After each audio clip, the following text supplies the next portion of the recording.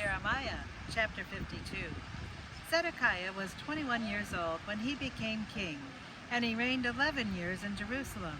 His mother's name was Hamutal, the daughter of Jeremiah of Libnah.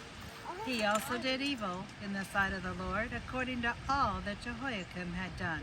For because of the anger of the Lord, this happened in Jerusalem and Judah, till he finally cast them out from his presence. Then Zedekiah rebelled against the king of Babylon. Now it came to pass in the 9th year of his reign, in the 10th month, on the 10th day of that month, that Nebuchadnezzar king of Babylon and all his army came against Jerusalem, and encamped against it, and they built a siege wall against it all around. So the city was besieged until the 11th year of King Zedekiah. By the 4th month, on the 9th day of the month, the famine had become so severe in the city that there was no food for the people of the land. Then the city wall was broken through, and all the men of war fled and went out of the city at night by way of the gate between the two walls, which was by the king's garden, even though the Chaldeans were near the city all around, and they went by way of the plain.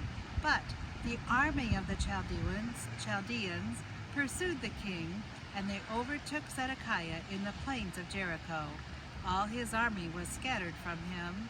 So they took the king and brought him up to the king of Babylon at Riblah in the land of Hamath, and pronounced judgment on him.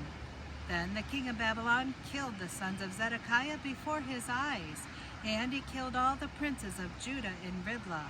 He also put out the eyes of Zedekiah, and the king of Babylon bound him in bronze fetters, took him to Babylon, and put him in prison until the day of his death.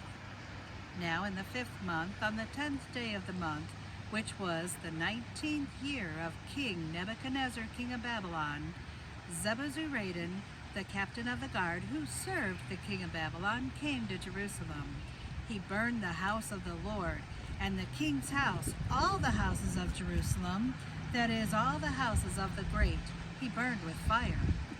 And all the army of the Chaldeans who were with the captain of the guard broke down all the walls of Jerusalem all around. Then Nebuzaradan, the captain of the guard, carried away captive some of the poor people, the rest of the people who remained in the city, the defectors who had deserted to the king of Babylon, and the rest of the craftsmen. But Nebuzaradan, the captain of the guard, left some of the poor in the land as vine dressers and farmers. The bronze pillars that were in the house of the Lord, and the carts and the bronze sea that were in the house of the Lord, the Chaldeans broke in pieces, and carried all their bronze to Babylon. They also took away the pots, the shovels, the trimmers, the bowls, the spoons, and all the bronze utensils which the priest used to minister, the basins, the fire pans, the bowls, the pots, the lampstands, the spoons, and the cups, whatever was solid gold, and whatever was solid silver, the captain of the guard took away.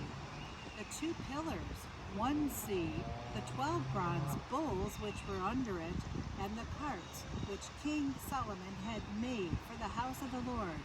The bronze of all those articles was beyond measure. Now, concerning the pillars, the height of 1 pillar was 18 cubits. A measuring line of 12 cubits could measure its circumference, and its thickness was 4 fingers. It was hollow. A captain of bronze, a capital of bronze was on it, and the height of 1 capital was 5 cubits, with a network of pomegranates all around the capital, all of bronze. The 2nd pillar with pomegranates was the same. There were 96 pomegranates on all the sides. All the pomegranates, all around the network, were 100. The captain of the guard took Sariah the priest, chief priest, Zephaniah the 2nd priest, and the 3 doorkeepers.